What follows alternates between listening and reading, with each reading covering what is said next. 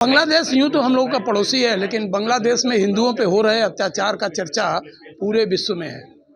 अब इसे दुर्भाग्य कहिए या सौभाग्य कहिए, लेकिन आज बांग्लादेश के लगभग 12 लोगों के एक प्रतिनिधिमंडल काशी पहुंचा और काशी पहुंचने के साथ अपनी व्यथा को मीडिया से साझा किया।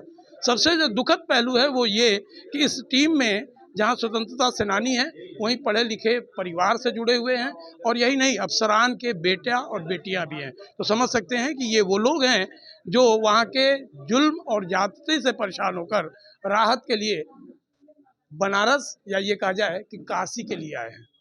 काशी यूं भी मोक्ष की नगरी कही जाती है कि बाबा विश्वनाथ सबकी बात सुनते हैं, और इनकी बात कब और कैसे सुनी जाएगी ये तो महादेव जाने।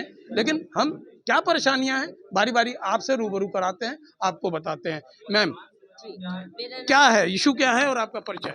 मेरा नाम मधुकेश्वर है, मैं एक प्रोफेसर हूँ और मानुषी नाम का संगठन है मानव अधिकारों का, 45 साल पुराना। कई वर्षों से ये लोग मेरे संपर्क में थे और यथासंभव मैं इनकी बात पहुंचाती थी लेखन के माध्यम से, वीडियो के माध्यम से, लेकिन फिर समझ आ गया कि ये बात इतनी छुटपुट स्तर पर बात नहीं सुलझेगी और कोई भी राजनीतिक पार्टी भारत की या दुनिया की आज हिंदुओं के नरसंहार पे बोलने को तैयार नहीं है, उसको मानने को भी तैयार नहीं है। हम पे ही अन्याय होता है हिंदुओं पे, जैसे बांग्लादेश में हो रहा है, आपने सुनी इनकी बात, पाकिस्तान में हो रहा है, हिंदुस्तान में भी हो रहा है, पर कोई पॉलिटिकल पार्टी खड़ी नहीं होती। तो इसलिए हमने ये तय किया कि जो शंकराचार्य है, ये जो पीठ है, ये हिंदू समाज के गार्डियंस, पिता समान छोड़ के गए हैं आदि शंकराचार्य, और इन पे जिम्मेदारी बनती है और वो निभा भी रहे हैं यथासंभव। तो ये समस्या किसी पॉलिटिकल पार्टी के माध्यम से नहीं, ये हमारे धर्म गुरुओं के माध्यम से ही होगी। तो इसलिए हम मिल के डेलीगेशन में दिल्ली से पहले हम इकट्ठे हुए और हम फिर आए शंकराचार्य की शरण में कि हमारा मार्गदर्शन कीजिए। देखिए, कहा जाता है ना कि जब राह नहीं दिखते तो धर्मगुरु के पास आते हैं, और धर्मगुरु के बाद ये प्रतिनिधिमंडल आई है। आइए हम बारी बारी बात करते हैं। दादा, आप स्वतंत्रता सेनानी रहे हैं, जो हमें बताया गया, क्या है, क्या पीड़ा है? I did not get your point. You are supposed to be a freedom fighter. Yeah. Please cover yourself. And yet, you seem to be in a lot of trouble. So, what is the issue? You were 1971 Freedom fighter. fighter. Right. The issue is that we did Bangladesh. We created Bangladesh with the help of India. India sacrificed their 17,000 soldiers for the creation of Bangladesh, and with the hope and aspiration that we will live together peacefully with dignity. But it never happened.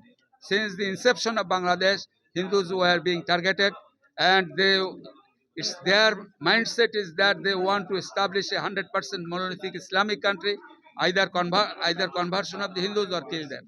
And they are vilifying us as the agent of India. They are chanting on the street, and they are openly, publicly telling that you are the agent of India. You go to India, and No place for Hindus. no place for Hindus. देखिए, बड़ी सीधी सी बात है, जो स्वतंत्रता सेनानी है उनके देश में भावना होती है, देश की एक लगन होती है, लेकिन वहाँ का जो देश चल रहा है समय काल, वो ये कि उसे इस्लामिक देश बनाना है, वहाँ हिंदू को भगाना है, या ये कहा जाए कि हिंदू विहीन राष्ट्र बनाना है। हम आगे सुनते हैं, आगे क्या है कि दादा आप क्या कहेंगे, क्या पीड़ा है, कैसा लगता है वहाँ पे आपको?